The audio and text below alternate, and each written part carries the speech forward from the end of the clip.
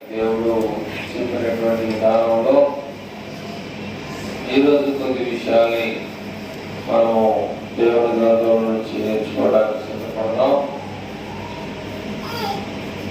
9వ అధ్యాయం నుంచి కొన్ని మాటలు మనం చదువుకుంటూ ముందుకెళ్దాం. మత్తయి సువార్త 9వ అధ్యాయము మనం నుంచి చదువుతా ముందుకెళ్దాం. తరువాత ఆయన దోణి ఎక్కి సముద్రము దాటి తన పట్టణములో ప్రవేశింపగా ఇదిగో జనులు పక్షవాయువుతో మంచము పట్టి ఉన్న ఒకరి ఆయన యొద్దకు తీసుకొని వచ్చిరి. యేసు వారి విశ్వాసము చూచి, కుమారుడా, ధైర్యముగా ఉండుము, నీ పాపములు క్షమింపబడి ఉన్నవని పక్షవాయువు గల వారితో చెప్పారు. ఇదిగో శాస్త్రులలో కొందరు ఇతడు దేవదూషణ చేయుచున్నాడని తమలో తాము అనుకొనగా, యేసు వారి తలంపులు గ్రహించి, మీరెందుకు మీ హృదయములలో దురాలోచనలు చేయుచున్నారు? మీ పాపములు క్షమింపబడి ఉన్నవని చెప్పుట సులభమా, లేచి నడువమని చెప్పుట సులభమా? కనుక ప్రేమించడం వల్ల అంటే కొన్ని విషయాలు కూడా మనం కూడా అర్థం చేసుకోవాలి. ఈయన అద్భుతాలు చేస్తారని వారికి తెలియదు.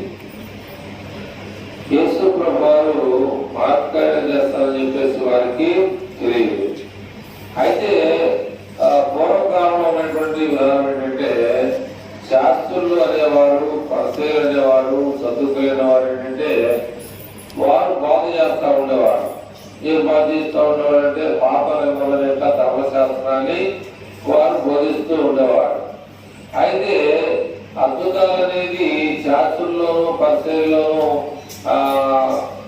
జరిగేవి కాదు, కానీ ఆనాడు మరి ప్రవక్తల ద్వారా జరిగినాయి.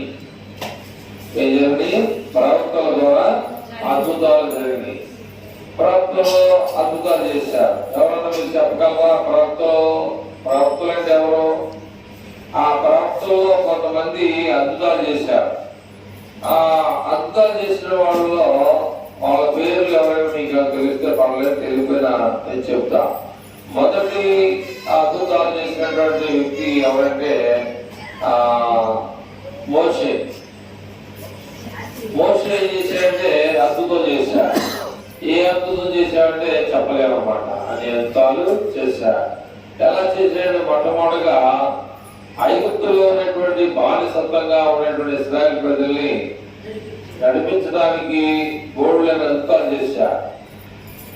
జనం ఇంకా మార్పు రాట్లా. మనం ఇశ్రాయేల్ దేశానికి వెళితే అక్కడ మనకు ఆహారం లేదు. ఇశ్రాయేల్ దేశానికి వెళితే మనం తినడానికి సరైన తిండి దొరకదేమో.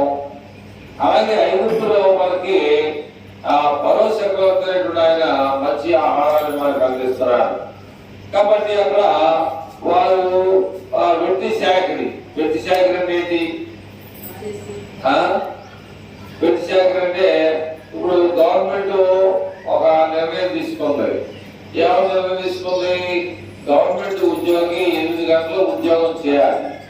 8 గంటలు నువ్వు డ్యూటీ ఎక్కిన కాడి నుంచి దిగిపోయేంత వరకు 8 గంటలు డ్యూటీ చేయాలి. కానీ సుధాకర్ ప్రైవేట్ కంపెనీలు ఏం చేస్తారంటే 10 గంటలు చేయించుకుంటారు. అది ఎట్టి శాఖర్ అంటారు. అలా గవర్నమెంట్ చేస్తుంది. అందుకని చాలా మంది కోరుకునేది ఏంటంటే గవర్నమెంట్ ఉద్యోగం కోసం లక్షలు పోసి వారు గవర్నమెంట్ ఉద్యోగం కోసం ఆశపడతారు. ఈ గవర్నమెంట్ ఉద్యోగం చేసేవారిను ప్రైవేట్ పని చేసేవారికి తేడా ఏంటంటే, ఈ గవర్నమెంట్ ఉద్యోగం చేసుకున్న వాళ్ళు టైం అయిపోయింది సార్ 4 గంటలకు పడైపోతాయి. 3:30కే వాళ్ళు ఏం చేస్తారు? జనగణమన పాడేస్తా ఉంటారు. అరగంట ముందే పాడేస్తా ఉంటారు. అలాగా మరి 5 అయిపోతే వెళ్ళిపోదామని చెప్పేసి గవర్నమెంట్ వారు చూస్తూ ఉంటారు. పిల్లలు 3:30కే 4 గంటలకు వెళ్ళిపోవడం చూస్తారు. అట్లాగా ఈ ప్రైవేట్ జాబులు చేసేవారు రాత్రి 7 తర్వాత లేదా 8 గంటలకు మొదలు పెడితే ఇంటికి వచ్చేవారికి ఎంత అవుతుంది? 9 అవుతుంది. అందుకనే మానవుని యొక్క ఆలోచన ఏంటంటే ఎక్కువ శాతం గవర్నమెంట్ ఉద్యోగం దొరికితే బాగుంటది. నువ్వు ఖచ్చితంగా 9 గంటలకి వాళ్ళు వెళ్ళిపోయానుకో, నువ్వు పని చేసినా చేయకపోయినా డ్యూటీలో ఉన్నట్టే. కానీ ప్రైవేట్ జాబ్ అనేది అది కాదు. నీకు అప్పగించబడి ఎన్ని చేసావు, ఇంకా ఎంతైనా చేసావు అని చెప్పేసి ఆ ప్రైవేట్ యజమాని వచ్చి నిన్ను ప్రశ్నించే అధికారం ఉండదు అనమాట. అయితే ఇక్కడ అద్భుతాలు చేసిన వాళ్ళలో మోసే ఏం చేశాడంటే వాళ్ళే అంటే ఆ ఐగుప్తు దేశంలో రాజులు కానీ ప్రజలు కానీ మరిపించి తీసుకురావాలనే ఉద్దేశంతో మీరు అట్లు పిండి కానీ భోజనం కానీ వండుకున్నప్పుడు ఆ దేవుడు ఏం చేశాడంటే మోసే ద్వారా నువ్వు అన్నం వండుకుంటే అన్నంలో కప్పలు కురిపించాడు. నువ్వు మంచిగా తాగే దాంట్లో దేవుడు ఏం చేశాడు, రక్తాన్ని కురిపించాడు. అంత శక్తిని అక్కడ చూపించినా కూడా ప్రజలు పక్కన రాజు ఏమాత్రం కూడా లెక్కనేక ఇక ఏదో రకంగా ప్లాన్ చేసి జనాన్ని ఐగుప్తు నుంచి బానిసత్వాన్ని విడిపించడానికి బయలుదేరాడు. బయలుదేరిన తర్వాత ఎక్కడికి వచ్చారయ్యా అంటే వారు ఎక్కడికి వచ్చారు, ఇశ్రాయేల్ దేశానికి ఐగుప్తు దేశానికి మధ్యలో ఒకటి ఉంది. ఏమిటి అంటే ఎర్ర సముద్రం అనేది ఉంది. ఇశ్రాయేల్ దేశానికి వెళ్ళాలంటే ఎర్ర సముద్రం దాటి రావాలి. అట్లాగే అమెరికా దేశం కానీ సింగపూర్ కానీ ఇతర దేశాలు పోవాలంటే మెడ్రాస్ వరకే నువ్వు వెళ్ళగలవు. మెడ్రాస్ తర్వాత నీ ప్రయాణం సాగవు. ఏముంటారా మెడ్రాస్ కాడ నుంచి నీళ్లు ఉంటాయి. నీళ్ళలో వెళ్ళగలవా, నీళ్ళలో రైలు వెళ్తా, నీళ్ళలో బస్సులు అవుతాయా, ఏమి వెళ్ళవు. మోటార్ సైకిల్ కానీ ఏమి వెళ్ళవు. ఏమవుతాయంటే పడవలు అవుతాయి. ఆ పడవలో ప్రయాణం చేయాలంటే కొన్ని రోజులు పడతాయి, రోజులు. అట్లాగా తొందరగా వెళ్ళాలంటే విమానం. అట్లాగా ఐగుప్తు దేశం నుంచి ఇశ్రాయేల్ దేశం రావడానికి ఇశ్రాయేల్ ప్రజలకి ఎర్ర సముద్రం అట్లా వచ్చింది. అక్కడ వచ్చేవారికి మోసే ఆలోచన చేస్తా ఉన్నాడు. అప్పుడు దేవుడు చూస్తా ఉన్నాడు, ఏం చేస్తా ఉన్నాడు. సముద్రం వచ్చిందయ్యా, ఏం చేయాలో తెలియదు. నీ చేతులు ఏమన్నాడు, కారణం అన్నాడు. ఆ కారణం కింద పడేస్తే బావైంది. మళ్ళీ ఆ పావును పెట్టుకున్నాడు. పావును పెట్టుకుంటే ఏమైంది, కర్రైంది. ఆ కర్రతో సముద్రాన్ని కొడుతున్నాడు. ఆ కర్రతో సముద్రాన్ని కొడితే ఆరింది అలాగా లోపించి, మీకు ఎవరైనా తెలుసా, లోపించిలో నుంచి కిందకి బస్సులు వెళ్ళిపోతా ఉంటాయి. లారీలు, బస్సులు, సైకిల్ అని చెప్తాం. అలాగే లోపించేలాగా రెండు విధాలుగా గోళలా కట్టబడ్డాయి అన్నమాట. నీళ్లు గోళలా కట్టబడితే ఆ యొక్క ఎర్ర సముద్రంలో నుంచి ఇశ్రాయేల్ ప్రజలను మోషే అహరోను వారు విడిపించారు. అయితే వీళ్ళు ఏం చేస్తారంటే శాస్త్రంలో కొందరు ఈయన అద్భుతాలు చేసే అధికారం వీరికి ఎక్కడి నుంచి వచ్చింది అర్థమవుతా, ఇది చెప్పడానికి అక్కడికి వెళ్ళాల్సి వచ్చింది అన్నమాట. ఈ శాస్త్రంలో కొందరు ఏమన్నారంటే సుష్మా అర్థమవుతా, ఈ శాస్త్రంలో కొందరు ఏమన్నారంటే అద్భుతాలు చేసేటువంటి ఒట్టకి పనిచేసుకునేటువంటి యోసేపు కొడుక్కి అంత అధికారం ఉందా అనేటువంటి ఆశ్చర్యకరమైనటువంటి ఆలోచన వారిలో కలిగింది. అయితే ఈయన జగత్తు పునాది వేయబడక మునిపే ఈయన ఉన్నాడు అనేటువంటి సంగతి ఎవరు తెలియాలి, ఎవరు తెలియాలి, ఎవరు తెలియాలి అర్థం కావట్లా. ఎపిఎస్సీలు రాసిన పత్రిక, కల్తీలు రాసిన పత్రిక ఉంటా. కల్తీలు రాసిన పత్రిక కల్తీన 1వ అధ్యాయము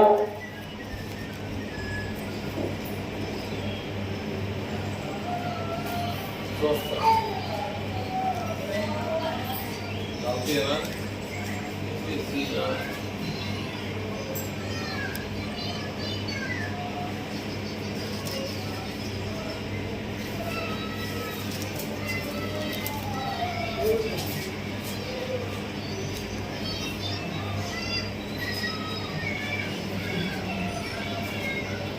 క్రీస్తు యొక్క తండ్రియగు మన ప్రభువైనటువంటి యేసుక్రీస్తు యొక్క తండ్రియగు దేవుడు స్తుతింపబడును గాక. ఆయన క్రీస్తునందు పరలోక విషయములలో ఆయనంటే తండ్రి దేవుడు క్రీస్తునందు పరలోక విషయాల్లో ఆత్మ సంబంధమైన ప్రతి ఆశీర్వాదమును మనకు అనుగ్రహించారు.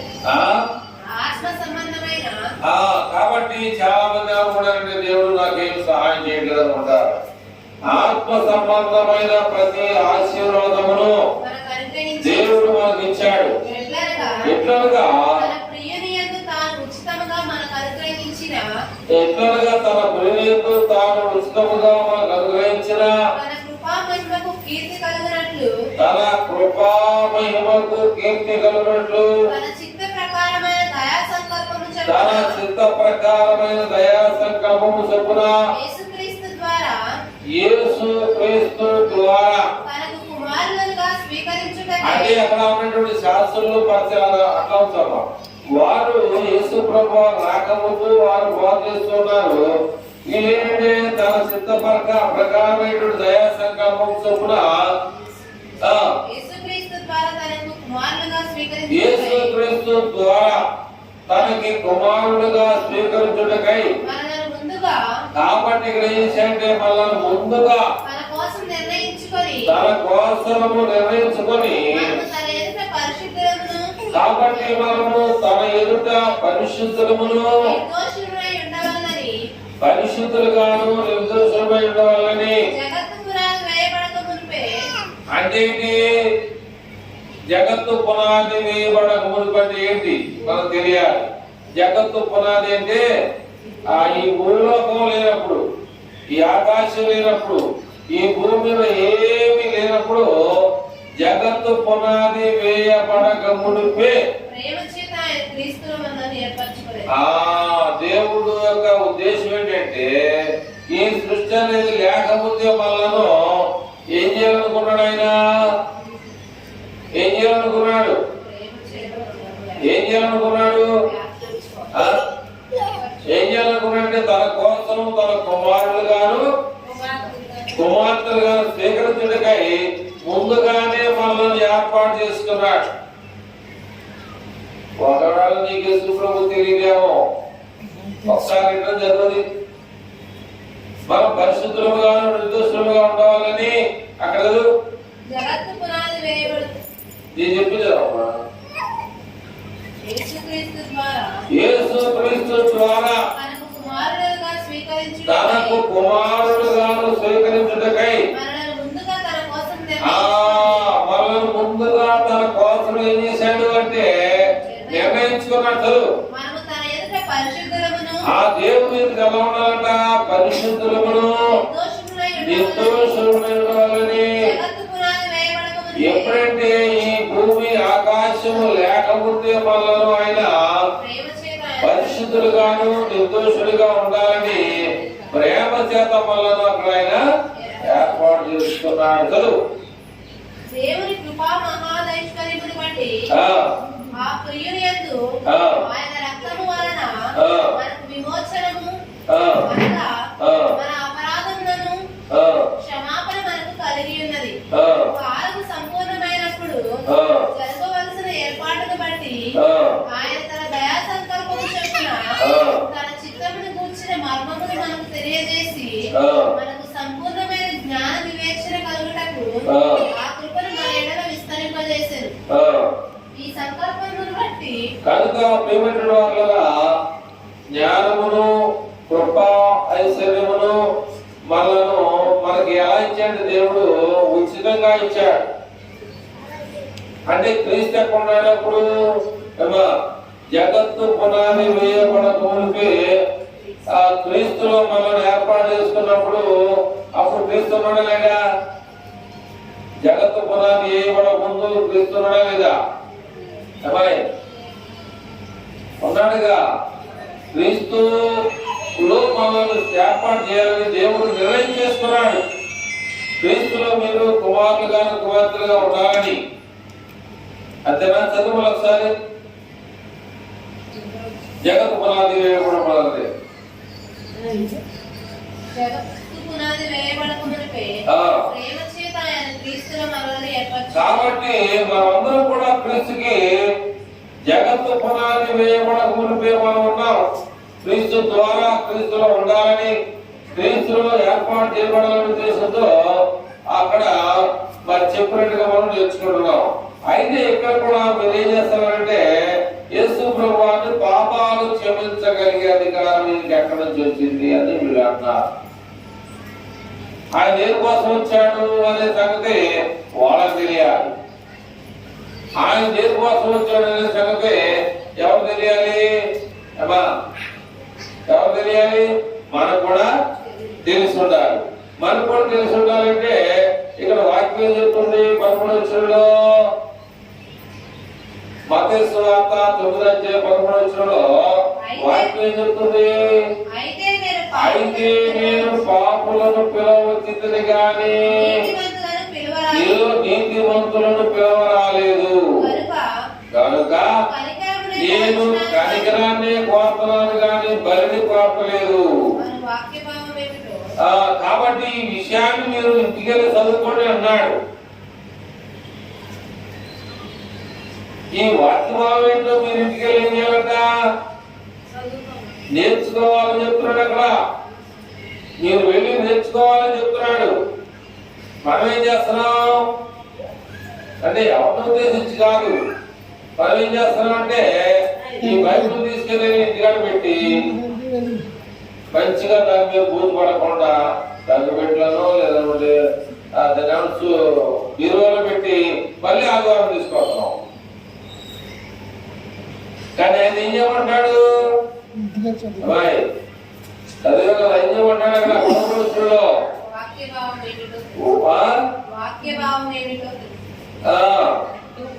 మీరు వెళ్ళి వాక్యభావం మీరు వెళ్ళి నేర్చుకోవాలని చెప్తా ఉన్నాడు. నేర్చుకోవాలంటే ఏం చేయాలి? నేర్చుకోవాలంటే ఏం చేయాలి? బైబిల్ చదవాలి. మీకు పోయిన వారు చదివారు, పిల్లలకి తీసుకున్నాను అంతాకి మరైతే చదవరు. కాబట్టి ఇక్కడ మీకు పోయిన వారం చెప్పా ఏమని?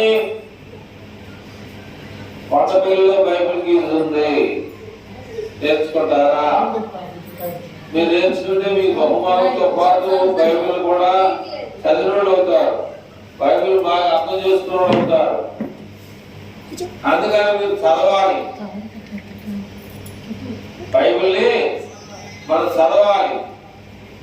చదవకపోతే మనకు తెలియదు, చదవకపోతే దేవుడు ఆశీర్వాదాలు మనకు చూడడం, చదవకపోతే దేవుని యొక్క దేవుని మన మీద రావు.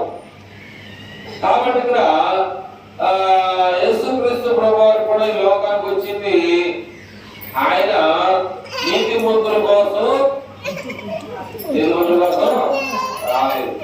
ఎందుకని రావాలి? నీతిమంతుల కోసం. నీతిమంతులు అనేవారు లేదు కాబట్టి దేనికోసం ఆయన పాపులను పిలవడానికి వచ్చారన్నాడు. ఆయన చాలా మంది కొంతమంది ఏమంటారంటే నేను రాత్రి దేవుడి దగ్గరికి వెళ్ళొచ్చాను, బస్సులు వెళ్ళారంట, కొంతమంది విమానంలో వెళ్ళొచ్చారంటారు, కొంతమంది కార్లు వెళ్ళొచ్చారంటారు. మీరు తప్పట్లా, నేను దాన్ని నేను కామెంట్ చేసి తప్పట్లా వెళ్ళొచ్చు. కానీ ఇక్కడ ఎవరికి ప్రిపరేషన్ ఉంది? ఎవరికి? చాలా మంది ఆఫీసుల్లో అక్కడ చాలా మంది ఆఫీసులో పనిచేసే వాళ్ళు తెలుస్తా ఉంటుంది. సిట్టింగ్ గారు తెలుసు, లోనికి ఆఫీసులకు వెళ్ళిపోతా. ఎందుకని అక్కడ బోర్డు రాసింది, అనుమతి లేని లోనికి ప్రవేశించకూడదు. కొన్ని నియమ నిబంధనలు ఆఫీసులో ఉంటాయి. చాలా మంది వేస్తారంటే చదువున్న వాళ్ళు మామూలుగా మొదటి వెళ్ళిపోతారు. అక్కడ గేట్ కూడా ఉంటాడు, లోపల బయటకు వచ్చిన తర్వాత ఇటు వెళ్ళాలి. అనుమతి లేదు లోనికి వెళ్తానికి వీల్లేదు. ఎందుకంటే మాకు బైబిల్ ట్రైనింగ్లు కూడా నేర్పారు,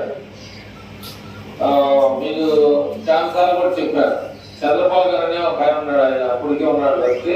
ఆయన మా అందరికీ వాక్యం నేర్పించాడు. లోపల మనిషి ఉండగా ఆయన బయటకు వచ్చిన తర్వాతే మనం వెళ్ళాలి. ఆయన ఏం చేశాడంటే తిరిగినాడు బాగా. ఆ తలుపు ఏం పెట్టాడు తెలుసా? ఆయన చూడడానికి అడ్డం పెట్టాడు. ఎవరు వెళ్తా ఉన్నారు పోతా ఉన్నారు అని చెప్పేసి అద్దంలో చూస్తాడు, ఎవరు వస్తున్నారా పోతున్నారా చూస్తా ఉన్నాడు. ఎందుకంటే ఆ ఇన్స్టిట్యూట్ మొత్తానికి ఆయన అధికారి కనుక ఆయన ఇష్టం వచ్చిన పని తెలుసుకోవచ్చు. ఆయనే కాక లోపల కూర్చున్న మాట్లాడుతూ ఉంటాడు, ఆ దారిలో ఎవరు వెళ్తున్న లోపల గదిలో కూడా చూస్తానికి అర్థం పెట్టాడు అన్నమాట. లోపల పరిచయాలంటే ఇక్కడ ఉన్న గేట్ గడు తీర్చుని వెళ్ళాలి, బయట లోపల ఉన్న బయటకు రావాలి. కానీ ఎవడు వచ్చినా కూడా చూస్తూ ఉంటాడు. అంత నిక్కసైనటువంటి పద్ధతిలో చేయబట్టి కొన్ని వేల మందికి బైబిల్ క్లాస్ ట్రైనింగ్ ఇచ్చి ఇవాళ మంచిగా సంపాదించుకున్నాడు. పెద్ద పెద్ద డైరెక్టర్లు మొత్తం ఆంధ్రప్రదేశ్లో ఉన్న కూడా ఆయన ముందు మాట్లాడలేదు.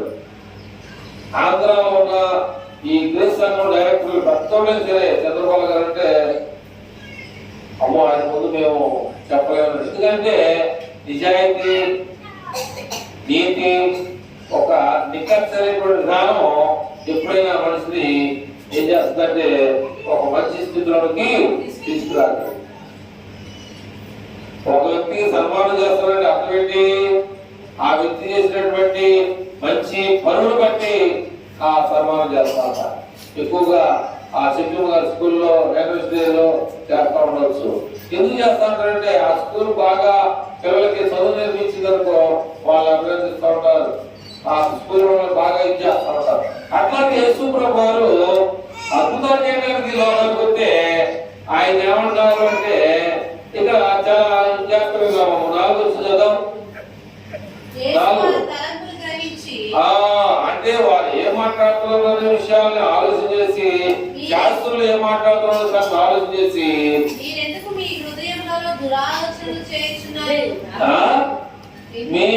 మీరు వారి తలపులను గ్రహించి మీరు ఎందుకు మీ హృదయములు దురాలోచనలు చేస్తున్నారు?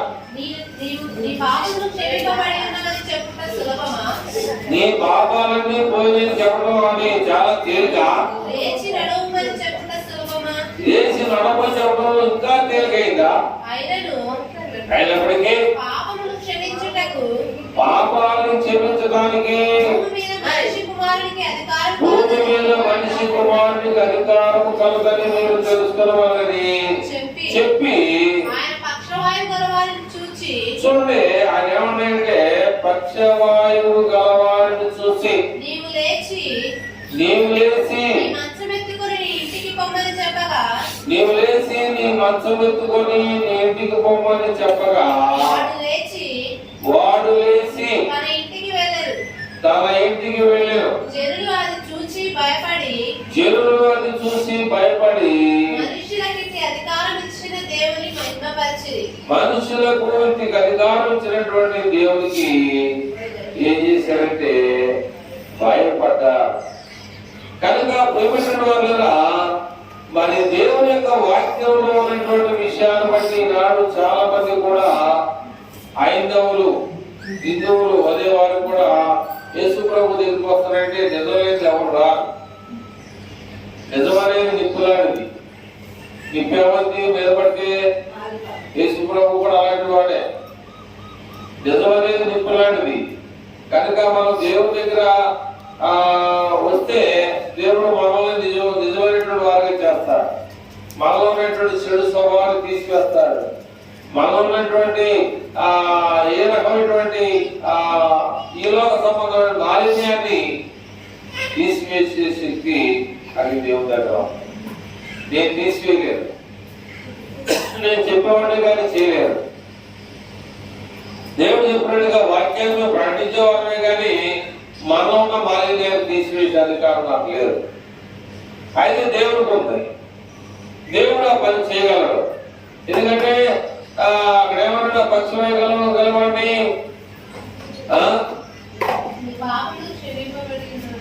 చెప్పాడు.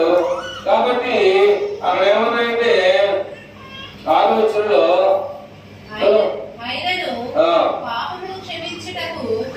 భూమి మీద మనిషి కుమారునికి అధికారం కలదని మీరు తెలుసుకొనవలెనని చెప్పి ఆయన పక్షవాయు గలవారిని చూచి నీవు లేచి నీ మంచం ఎత్తుకొని నీ ఇంటికి పొమ్మని చెప్పగా వాడు లేచి తన ఇంటికి వెళ్ళాడు. కాబట్టి అదొక అద్భుతం అయిపోయింది. ఇంకొకటి చెప్పేసి మనం ముందు చేసుకున్నాం. 9వ వచనంలో ఒక ఆయన ఉన్నాడు. మత్తయి అనేటువంటి ఆయన ఉన్నాడు. 9వ వచనంలో చదువుతా ముందుకెళ్ళి మన భాగాన్ని ముగించుకోవడానికి ప్రయత్నం చేద్దాం. కాబట్టి ఆ పక్షవాయుకి అద్భుతం జరిగింది. ఆయన ఏం చేశాడు? చూసుకుని ఆయన వెళ్ళిపోయాడు. రెండోది ఏంటంటే మత్తయి అనేటువంటి ఒక ఆయన ఉన్నాడు అక్కడ. ఆయన గురించి కొన్ని విషయాలు తెచ్చుకొని మన భాగాన్ని ముగించుకోవడానికి సిద్ధపడదామా?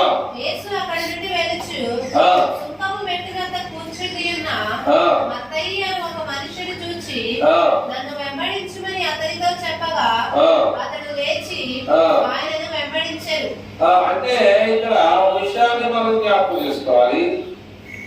యేసు అక్కడి నుండి వెళుతూ సుంకపు మెట్టు వద్ద కూర్చొని ఉన్న మత్తయి అనే ఒక మనుషుని చూసి నన్ను వెంబడించమని అతనితో చెప్పగా అతడు లేచి ఆయనను వెంబడించను. ఈయనేం చేస్తున్నాడు అక్కడ? ఖాళీగా ఉన్నారా? పని చేస్తున్నారా? జాగ్రత్తగా పిల్లల వయసులో పిల్లలు నేర్చుకోవాలి. ఏం చేస్తున్నాడు అక్కడ? అమ్మా ఏం చేస్తున్నాడు? ఖాళీగా ఉన్నాడా? ఊరికనే అది మీద కూర్చొని సొట్టుగా ఉన్నాడా? ఏం చేస్తున్నాడు? ఏం చదువుతున్నావు? ఏం వింటున్నావు? ఏం నేర్చుకున్నావు? ఏ ఇతరులకు చెప్పాలి? ఏం చేస్తున్నాడు? ఏం చేస్తాడు? డబ్బులు వసూలు చేస్తాడు. సొప్ప అనగా డబ్బు ఉందా లేదా? అక్కడ సొక్కపు పెట్టు దగ్గర కూర్చొని సొక్క వసూలు చేస్తున్నాడు. డబ్బులంటే సేద ఎవరికైనా లేదు. మరి యేసుప్రభువు డబ్బులు పెట్టేస్తున్నాడండి. యేసు ప్రభు వారు సొక్క పెట్టు దగ్గర డబ్బులు వసూలు చేసే వ్యక్తి డబ్బులు వసూలు కార్యక్రమం అయిన తర్వాత వెళ్ళాలా? డబ్బులు వసూలు చేస్తూ పగారు చేసి వెళ్ళాలా? అర్థమవుతుందని చెప్పేదా? డబ్బులంటే విలువైనవి కదా. మరి డబ్బులు చెప్పు చేసి వెళ్ళిపోతాడు రమ్మంటే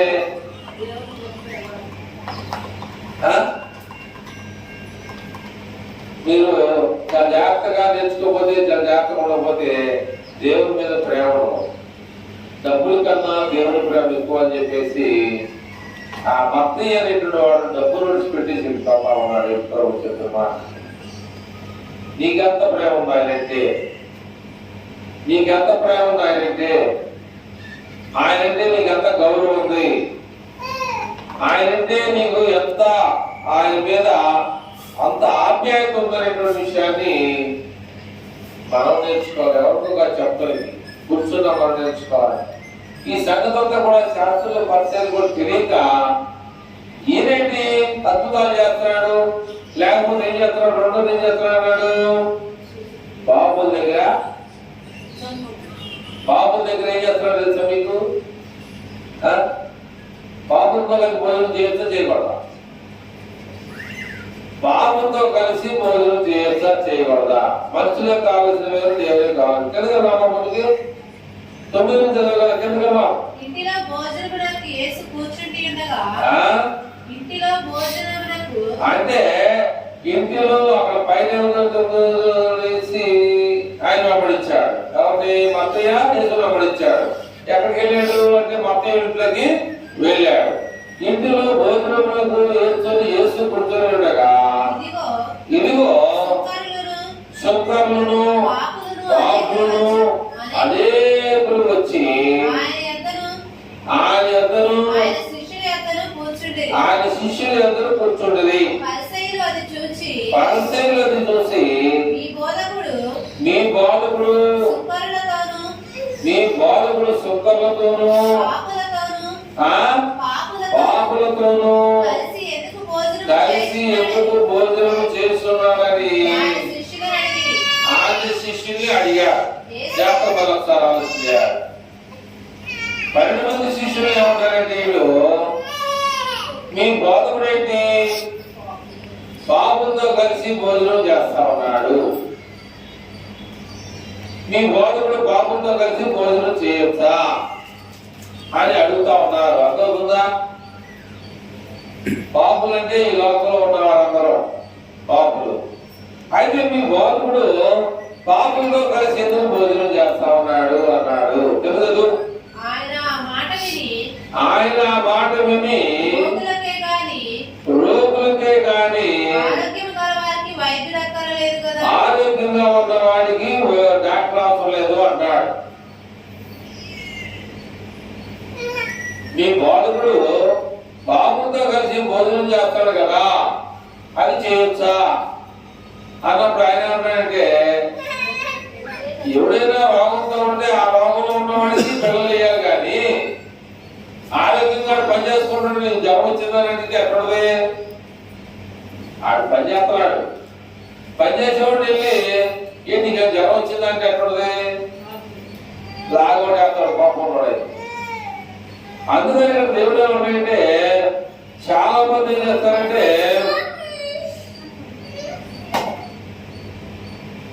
చాలా మంది మరి ఇక్కడ ఏమన్నా ఒకసారి చదువు విషయం ఎక్కడది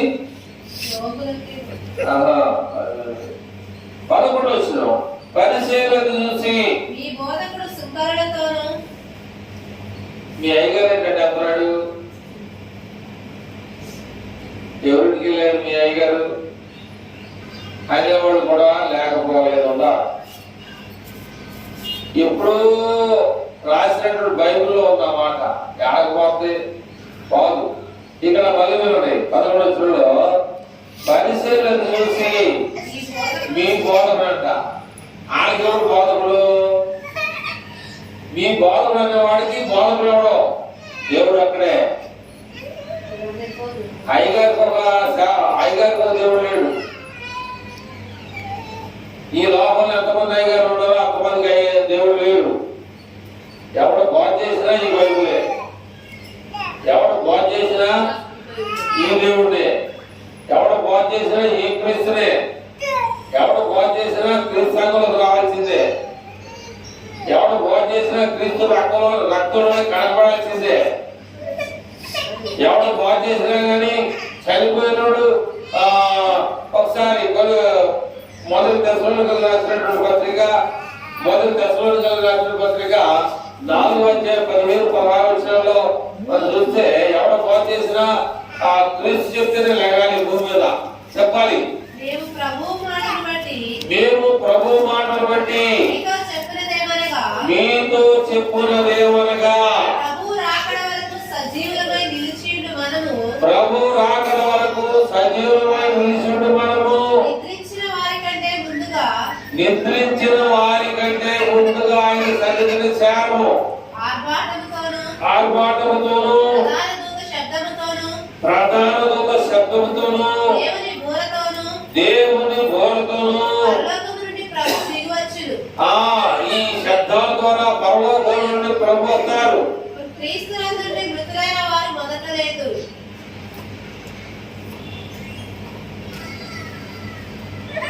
ఎవరు పడుతున్నాడా క్రీస్తు కూడా అక్కడ ఏం చెప్తున్నాడా? క్రీస్తునందుండి మృతులైన వారు మొదలు లేపడతారు.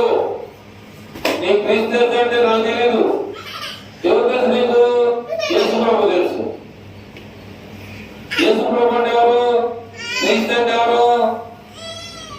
అంటే ఒక వ్యక్తికి బలమైనటువంటి పని ఇక్కడ చేస్తే ఆయనకి బిరుదులు ఇస్తారు. ఆయన బిరుదులు వేసుకున్నా పొందొద్దా? పొందకూడదా? ఆ బిరుదులు ఎవరిచ్చాడు నీకు? దేవుడేగా. ఇప్పుడు ఒక విషయాన్ని మీరు జ్ఞాపకం చేసుకోవాలి. పుట్టినోడికి ఏముండాలి? ప్రతి సినిమా యాక్టర్కి ఒక క్రీస్తునందుండి ఆర్భాటంతోను ప్రధానంలో శబ్దంతోను దేవుని బోరతోను పరలోకంలో నుండి ప్రభు దిగివచ్చును. క్రీస్తు సంఘం అంటే నమ్ముడు. అక్కడే ఉన్నాడు. క్రీస్తు నందుండి మృతులైన వారు మొదట లేపడతారు. క్రీస్తు సంఘం అంటే నీకు ఇష్టం ఉండదు. నేను ఎవరి గురించి బాధ్యతరా? మా నాన్న గురించి బాధ్యతనా? నేను మా అమ్మ గురించి బాధ్యతనా? మీలో ఎవరు గురించి చేస్తానా? నువ్వు క్రీస్తు అంటే నువ్వు నాకు అక్కడ ఏమన్నాడు? జగత్తు పునాది వేయమని కొనిపే మిమ్మలను క్రీస్తులో కుమారులుగాను కుమార్తెలుగాను నిర్ణయించాలని జగత్తు పునాది వేయమని తండ్రి దేవుడు అక్కడ ఇక్కడ చనిపోయిన వారు మరలా లేపడాలంటే క్రీస్తులో నువ్వు మరలా చనిపోయిన సమాజంలో ఉన్న వారు మరలా లేపడాలంటే క్రీస్తునందుండి మృతులైన వారు మొదట లేపడతారు. ఒక సమాజం మీద రాస్తారు రాయి మీద క్రీస్తునందు మృతి పొందిన మృతులు జాతీయులు రాయపడతారు. చూసుకో ఎప్పుడైనా చదివే సమాజం సమాజం మీద రాయలేరా? అక్కడ క్రీస్తునందు మృతి పొందిన మృతులు జాతీయులు అని రాస్తాడు. ఆడు ఎలా చనిపోయాడు తర్వాత మనకు అనవసరం. అక్కడ ఎవరు రాశాడు? క్రీస్తునందుండి మృతులైన వారు ఫస్ట్. క్రీస్తునందుండి అంటే క్రీస్తులోనికి చదువు గల్పి 3:27 చదువుతూ ఉండాలి. గల్పి 3:27 ఏమంటే గల్పి 3:27 ఆశమాశాలు చెప్పేది కాదు. ఏ లేకపోతే బాగు చేస్తాడు, క్రీస్తు గురించే బాగు చేస్తాడు. ఇప్పుడు కొత్తలో క్రీస్తు ఉంది, ఆయన చనిపోయాడు సేవకుడు, మళ్ళీ ఇంకో సేవకు నుంచి బాగు చేస్తాడు, క్రీస్తు బాగు చేస్తాడు. క్రీస్తులోనికి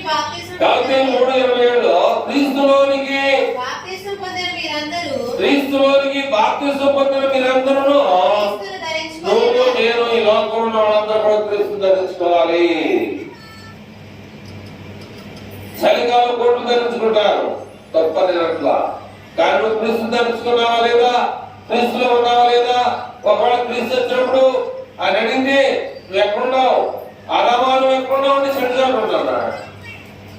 ఈ నా క్రీస్తు గురించి నాకు చెప్పలేదండి. క్రీస్తు సగం ఉందని నాకు చెప్పలేదు. నేను ఆయన కూడా ఉంటా, ఇది చెప్పలేదన్నా అడుగుతాను కాకపడికి. కనుక అప్లిమెంటెడ్ వల్ల ఇక్కడ ఒక పక్షవాయువు కలిగినటువంటి వ్యక్తి గురించి అద్భుతం తెచ్చుకున్నాం. రెండవది మత్తయ్య అనేటువంటి సొంతపు గుత్తదారుల గురించి తెలుసుకున్నాం. ఈ సొంతాన్ని విడిచిపెట్టి మత్తయ్య నువ్వు నన్ను వెంబడించాలగానే యేసు ప్రభు వారు లేచి ఆయన వెంబడించగా ఆ ఇంట్లోకి వెళ్ళి భోజనం చేశా. నువ్వేంటి దేవుడు అంటే నీకు ఎంతో ప్రేమ ఉంది. దేవుని యొక్క వాక్యాన్ని నువ్వు ఏ టైం నువ్వు ప్రిపరేషన్ చేస్తున్నావు. ఆదివారం నాడు నువ్వు నీ పనులు చేసుకుని చేసుకో. నీ ఇష్టం వచ్చి నీ ఇష్టాలు జరగరా, నువ్వు ఎప్పుడంతో రా, నీ ఇష్టం, నాకు సంబంధం లేదు. అడిగే ఆయన ఉన్నాడు, మిమ్మల్ని అడిగేటువంటి వ్యక్తితో ఆయన ఉన్నాడు కనుక ఆయన సమాజం చెప్పాల్సిన బాధ్యత మీ దగ్గర ఉంటాయి. ఆరాధన సమయంలోకి ఎంతమంది ఏర్పడుతున్నారు, ఎంతమంది ఆలస్యంగా వస్తున్నారు. దేవుడు అంటే మత్తయ్యాలు లేచినంటే ఎందుకు లేచి అంటున్నాడు? నేను డబ్బులు ఏం చేయాలి, డబ్బులు వస్తా నేను ఇప్పుడు అన్నాను కదా. డబ్బులు పని ఉన్నానండి, కట్టించుకోవడానికి డబ్బులు వాళ్ళు ఉన్నారు, వస్తున్నారు, లైన్లో ఉన్నారు.